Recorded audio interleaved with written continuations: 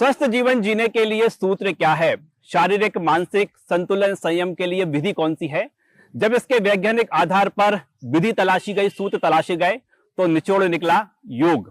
जी हाँ, भारत के साथ पूरा देश आज 12वां अंतर्राष्ट्रीय योग दिवस मना रहा है और हम भी उसी के इर्द गिर्द ही हैं। हम देखें कि पूरे भारत के साथ पूरे विश्व में कहीं ना कहीं हर घर में आज योग की चर्चाएं हो रही हैं, लोग योग कर रहे हैं। लेकिन आज हम आपसे बात करेंगे योग की क्रियाओं के सबसे सरल तरीके।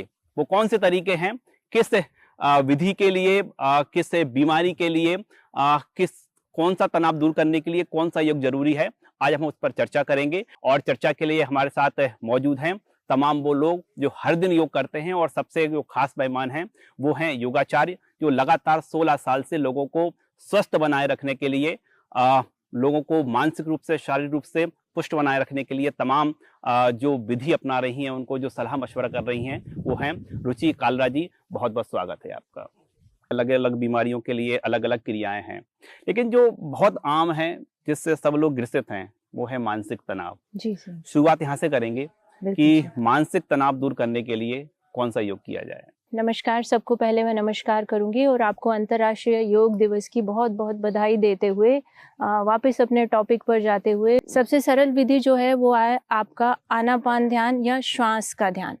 साधारण श्वास जो आप लेते और छोड़ते हैं, आपको ध्यान केवल उस पर लगाना है।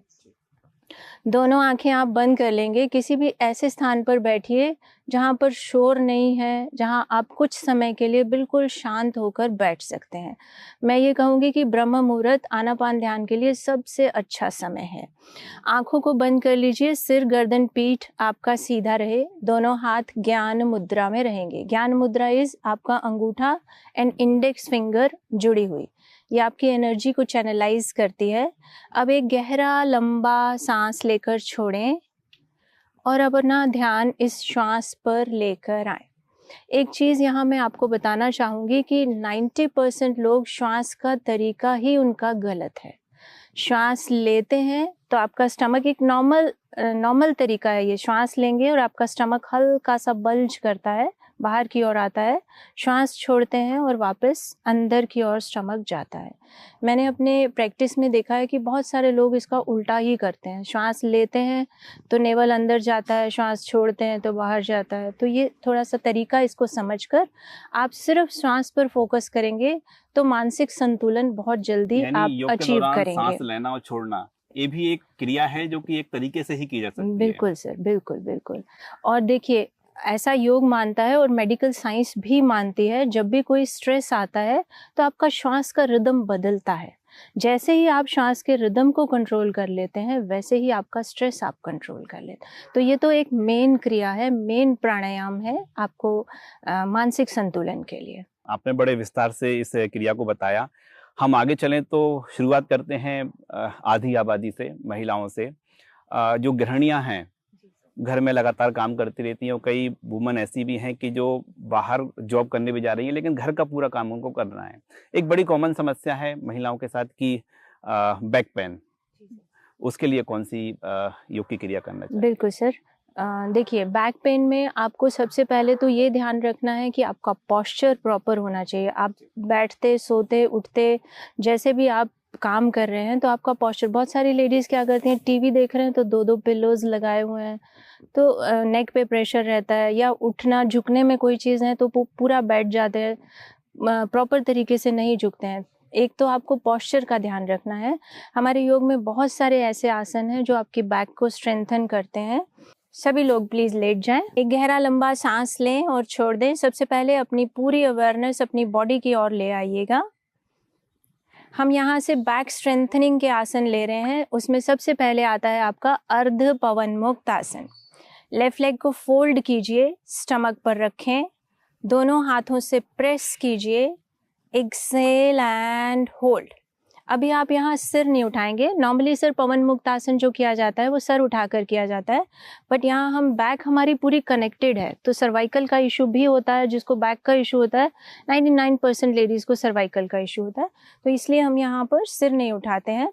ये प्रेस करने से आपका जो लंबर रीजन है, देखिए लंबर रीजन के जितने मसल्स हैं, आपका कमर का नीचे का हिस्सा, वो हल्का सा स्ट्रेच होता है और स्ट्रेचिंग के साथ उसमें आराम आता है। एक्सेल, पैर को खोल दीजिए। अब हम पूर्ण पवन मुक्त आसन दिखाएंगे। दोनों पैर एक साथ फोल्ड कीजिए, स्टमक पर रखें, दोनों हाथों से प्रेस कीजिए, एक्सेल एंड होल्ड। जितना हो सके चेस्ट के पास नी को लेकर आइए। ये पूरे लंबर रीजन को रिलैक्स करेगा। कुछ सेकंड्स रुकने के बाद एक्सेल कीजिए और पैरों को लंबा कर लीजिए। सर ये था पवन मुक्त आसन। पवन मुक्त आसन से एक तो आपको बैक स्ट्रेंथनिंग होगी। अब इसका एक फ़ायदा और है, आप नाम से समझ सकते हैं पवन मुक्त आसन, तो जो गैसेस, एसिडिटी जिनको रहती है उनके लिए भी ये बहुत अच्छा आसन है। नेक्स्ट, तो ये जो हम बैक पेन की बात कर रहे हैं, इसमें वो वर्कर जो लगातार लैपटॉप पे बैठे होते हैं, जी जी जी ऑफिस में लंबी जिनकी सीटिंग है, हाँ तो जी, उनको भी क्या यही पवन मुक्त आसन ही उनके लिए है या बिल्कुल फिर? सर। ये पूरा 6-7 आसनों का एक पैक है जिसके आप 8-8, 10-10 रिपीटेशंस करेंगे तो आपके बैक के मसल्स बहुत स्ट्रांग हो जाते हैं एंड स्ट्रेचिंग से रिलैक्स होते हैं। इसके बाद नेक्स्ट आसन देखें सर, ये है आपका सेतु बंद आसन। दोनों पैर फोल्ड कर लीजिए, दोनों हाथ हिप के साइड में रखिए, श्वास लेते हुए अपनी कमर को जितना आप उठा सकते हैं उठाइए। Inhale up and hold. Breathing यहाँ थ्रू आउट नॉर्मल रहेगी और जितना आप बैक को उठाएंगे उतना जो आपका स्पाइन के जो डिस्क हैं वो प्रॉपर एक पोजीशन में आ जाएंगे और रिलैक्स होगा। Wait for few seconds. आप 10 से 20 सेकेंड के लिए यहाँ रुकिए और फिर सांस छोड़ते हुए धीरे धीरे वापस एक्सेल एंड रिलैक्स। दोनों पैरों को लंबा कर लीजिए, रिलैक्स कीजिए। सर इसके बाद जैसे नेक्स्ट आसन हम ले रहे हैं, आपको बैक के साथ साथ मैं एक चीज़ और बताऊंगी कि कुछ लोगों को साइटिका की प्रॉब्लम होती है। साइटिका एक नर्व है जो आपका लंबर रीजन से जाकर नीचे पैर तक पूरा जाता है। जब भी आपको साइटिका का पेन होता है तो लंबर से पूरा नीचे तक आप खड़े होना, चलना सब आपके लिए दूभर हो जाता है। इसके बाद साइटिका के लिए एक मेन आसन देखिएगा, सरिता एंड उपाध्याय सर करेंगे। दोनों पैरों को फोल्ड कर लीजिए, लेफ्ट लेग के ऊपर राइट लेग उठा कर रखिए। हाँ सर। अब आपको अपनी लेफ्ट थाई को अपनी ओर खींचना है, एक हाथ अंदर से एक हाथ बाहर से लेफ्ट थाई को अपनी ओर स्ट्रेच कीजिए। सर ये जो स्ट्रेचिंग है, ये खींच तो लेफ्ट थाई रहे हैं बट इनका जो स्ट्रेच है वो राइट थाई का एक नर्व इनको खींचता हुआ फील हो रहा होगा। That is the sciatica nerve. Sciatica nerve ये एक थेरेपी है जिससे आपका साइटिका में बहुत आराम आता है। मतलब आप समझिए कि 100% आमतौर पर रिजल्ट। जो लोग ये प्रैक्टिस करते हैं, गलती कहाँ करते हैं इस योग को लेकर, क्या करना चाहिए? बिल्कुल सर, इस योग को लेकर गलती ये करते हैं कि वो हिप का पोर्शन उठा लेते हैं तो वो उतना प्रेशर फिर उसमें नहीं आता है, या फिर उनकी प्रॉब्लम ये होती है कि पूरी तरह से खींच नहीं पाते, फैट है, तो हम उसमें थोड़ा सा जैसे कुछ प्रॉप्स यूज़ करते हैं, बेल्ट वगैरह यूज़ करके फिर उसको खिंचवाते हैं जिससे ऑपोजिट साइड खिंचाव आता है इसे और साइटिका में रिलीफ मिलता है। आपने फैट का जिक्र किया है तो हम सोच रहे थे आज बाद में इस आसन के बारे में समझेंगे, जी सर। लेकिन एक और बड़ी आम समस्या है हाँ कि जी 40 पार हुए तो लोगों का पेट निकल आता है। वापिस। हाँ जी हाँ जी। तो इसके लिए भी कोई योग में आसन है हाँ या जी। फिर सिर्फ दौड़ना ही इसका एक रास्ता नहीं है? सर, देखिए सर, जहाँ हम फैट की बात करते हैं ना, आसन बहुत सारे हैं, आपको बहुत सारे उपाय मिल जाएंगे। जब हम अपने खाने को कंट्रोल करेंगे ना, योग क्या है, आहार के ऊपर भी जोर देता है। अगर आप सात्विक आहार लेंगे, शुद्ध आहार लेंगे, अब आजकल तो आधुनिक जीवन में पिज्ज़ा, बर्गर, पास्ता ये सब इतना हो गया है कि फैट के सिवा कुछ नहीं है उसमें। यानी आप कह रहे हैं कि आहार है वो भी एक योग का एक माध्यम, एक तरीका जी है। जी जी, अगर आप अपने आहार को औषधि बना लेंगे तो मोटे हो ही नहीं सकते सर। और वैसे सूर्य नमस्कार बहुत अच्छा काम करता है जी। और इसके साथ साथ सर जैसे योग में ना 6 क्रियाएं बताई गई हैं हमारी बॉडी में जो फैट कंटेंट है उसको कम करने के लिए। हम शंख आपने जिक्र प्रक्षालन छेड़ देते दिया है हैं। सूर्य नमस्कार का और हम देखें कि भारत नहीं बल्कि पूरा विश्व कर रहा है, जी सर। तो सूर्य नमस्कार के तरीके क्या हैं, कैसे सूर्य नमस्कार करना चाहिए? हम जो सरल तरीके तो बता रहे हैं लेकिन लोग गलती ना करें कि जी सर। उन्होंने एक उस पर यूट्यूब पर देखा और सूर्य नमस्कार करने लगे। कहाँ वहाँ पर गलतियाँ होती हैं जी सर। सूर्य नमस्कार करने का सही तरीका क्या है? मैं तो ये कहूँगी कि मैं इनसे सबसे भी यही कहती हूँ कि अगर आप कुछ भी नहीं कर सकते हैं, आपके पास समय की कमी है, 15 मिनट आपको मिल जाएं तो 12 राउंड सूर्य नमस्कार कीजिए, आपकी पूरी बॉडी की एक्सरसाइज हो जाती है। तो सूर्य नमस्कार शुरू करते हैं। बिल्कुल सर। सूर्य नमस्कार में देखिए 12 आसन 7 हैं, बाकी रिपीटेशंस हैं, लेकिन ये हर आसन हर एक चक्र को एक्टिवेट करता है। आप षट चक्र समझते हैं जी। तो वो 6 चक्र आपके इससे एक्टिवेट होते हैं। आपका हार्मोनल सिस्टम बैलेंस होता है, मस्कुलर सिस्टम बैलेंस होता है, आपका जो ब्लड का फ्लो है वो बैलेंस होता है ना। चलिए सर बताइए सभी लोग। चलिए हम सबसे पहले नमस्कार की मुद्रा में शुरू करेंगे। सर ये है नमस्कार प्रणामासन, पहला आसन। Inhale, back bending, हस्तोत्तानासन।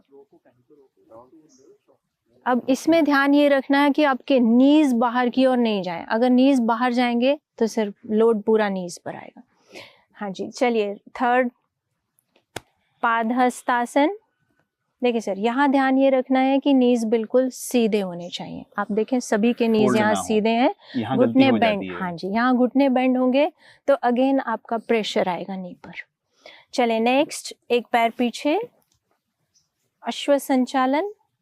देखिए सर इसमें सिर ऊपर की ओर है और ये जो आपके टोज हैं इससे आगे आपका नी नहीं जाना चाहिए। अगेन नी पर एडवर्स प्रेशर है, तो ये पूरा ध्यान रखा जाता है और दोनों हाथ बिल्कुल पैर के साइड में रखे जाते हैं। यानी अभी जो पूरा फोकस रहा है वो नी पर रहा है, घुटने पर रहा है। घुटने पर रहा है सर। ये गलती ना करें। ये गलती नहीं करें, अदरवाइज ये नी के लिए बहुत एडवर्स प्रेशर है। चलिए नेक्स्ट पर्वतासन। देखिए सर इसमें जो आपका स्पाइन का टिप है वो बिल्कुल ऊपर की ओर रहेगा, स्पाइन आपकी स्लैंटिंग रहेगी, फेस नीचे की तरफ है। अब यहाँ मैं एक रिस्ट्रिक्शन दूंगी कि जिनको हाई बीपी है प्लीज वो इसको नहीं करें, है ना, क्योंकि फेस की तरफ, हेड की तरफ ब्लड फ्लो बढ़ता है तो थोड़ा सा दिक्कत हो सकती है। ब्लड प्रेशर वाले जो मरीज हैं उनको पर्वतासन अवॉइड करें। बिल्कुल सर। नेक्स्ट नीचे लेट जाएंगे, चिन जमीन पर, हिप ऊपर की ओर। बहुत बढ़िया। ये सर अगेन आपकी कमर को रिलैक्स कर रहा है जी। नेक्स्ट सर्पासन। देखिए सर ये सर्पासन है जिसमें आपका नेक पूरा खिंच रहा है, स्टमक पूरा खिंच रहा है। स्टमक रिलेटेड जितना फैट है वो इससे जाएगा सर। आपके जो आर्म्स हैं वो स्ट्रांग होंगे, बैक बेंडिंग होके फ्लेक्सिबिलिटी बढ़ेगी। आपका सिर ऊपर की ओर है, जो ये थायराइड ग्लैंड है, लेडीज को थायराइड बहुत तंग करता है, थायराइड ग्लैंड इससे एक्टिवेट होता है सर। ये सर्पासन बहुत बढ़िया आसन है। नेक्स्ट चलें, अब यहाँ से वापसी की क्रिया शुरू है। वापस पर्वतासन, बहुत बढ़िया। नेक्स्ट पैर दूसरा लेकर आएंगे, अश्व संचालन। सर पहले हमने लेफ्ट लेग ली थी, अब हम राइट लेग आगे लेके आ रहे हैं उसको बैलेंस करने के लिए। अगेन शोल्डर एंड ये सब फिर से सर ने जब पैर आगे लाए हैं तो ये ध्यान रखा है कि दोनों हाथों के बीच में आपका पैर आए और नी से आगे आपके जो टोज हैं वो नहीं जाए। नेक्स्ट धीरे से उठकर दोनों पैर आगे, घुटने सीधे, बॉडी वेट शिफ्ट करेंगे आगे की ओर।